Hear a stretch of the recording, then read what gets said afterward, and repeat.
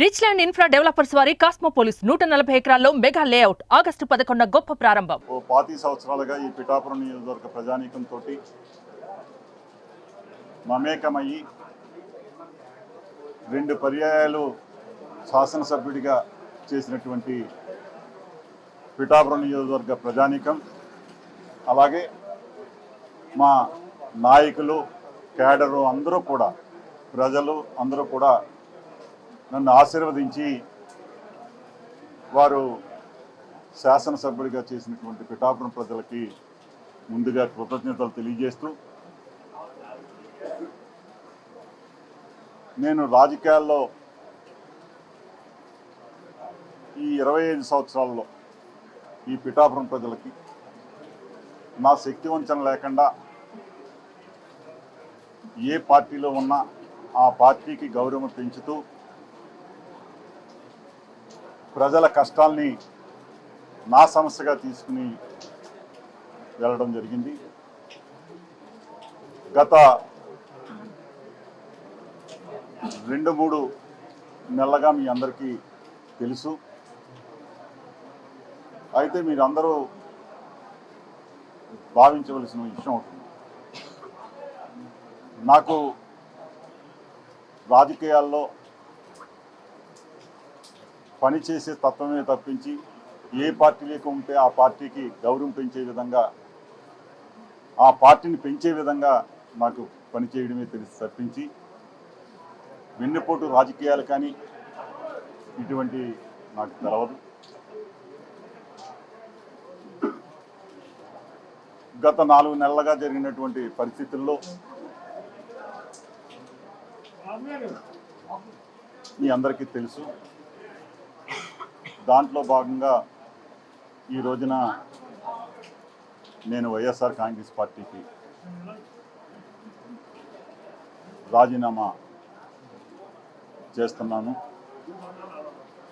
అలాగే పిఠాపురం ప్రజలకి ఎల్లప్పుడూ కూడా నేను రాజీనామా చేసిన, మరి ఏ రకంగా పార్టీ నాయకులు, మా కేడర్లు, సర్పంచులు, ఎంపీటీసీలు, కౌన్సిలర్లు అందరూ కూడా సమాలోచన చేసి వారందరి అభీష్టం మేరకు త్వరలో ప్రణాళిక మీ అందరికీ కూడా, మీ అందరి సమక్షంలోనే నేను చేస్తాను. ఏదైనా రాజకీయ ఆశతోటి కానీ ఇంకో రకంగా కానీ నేను ముందుకెళ్ళటం లేదు. ఈ నియోజకవర్గ అభివృద్ధి, పిఠాపురం ప్రజల యొక్క భవిష్యత్తు ప్రతి ఒక్కరికి కూడా అండగా ఉంటాను. ఈ పిఠాపురంలోనే ఉంటాను. ఈ పిఠాపురంలో మా క్యాడర్కి కానీ, సర్పంచులకు కానీ, ఎంపీటీసీలకు కానీ, కౌన్సిలర్లకు కానీ అందరికీ కూడా నేను అండగా ఉంటాను. త్వరలో వాళ్ళందరితోటే నిర్ణయం తీసుకుని ముందుకెళ్తానని చెప్పి మీ అందరికీ కూడా సవినయంగా నమస్కారం చేస్తూ సెలవు. ఈరోజు నేను ఒక్కడనే రాజీనామా చేస్తున్నాను. త్వరలో వారందరూ అభీష్టం మేరకు ప్రణాళిక సిద్ధం చేసి వారి అభీష్టం మేరకే నిర్ణయం తీసుకుని అందరూ కలిసి సమిష్టిగా మేము ఆ పార్టీలో జాయిన్ అవుతాము అని చెప్పిస్తే.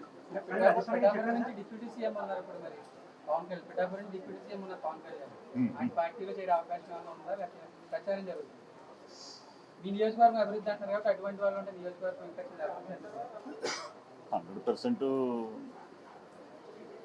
ప్రజల, మా నాయకులు, మా సర్పంచులు అందరూ కోరిక మేరకే ఏ నిర్ణయం తీసుకున్నారు.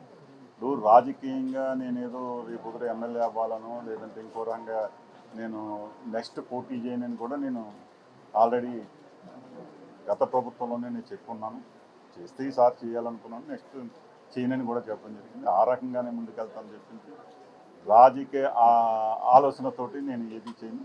నాకు ఉండే పిఠాపురం నియోజకవర్గ ప్రజలు, ఇక్కడ ఉండే నాయకులు, కేడరు వీళ్ళందరూ అభిష్టం మేరకు నేను ముందుకెళ్తున్నాను చెప్పి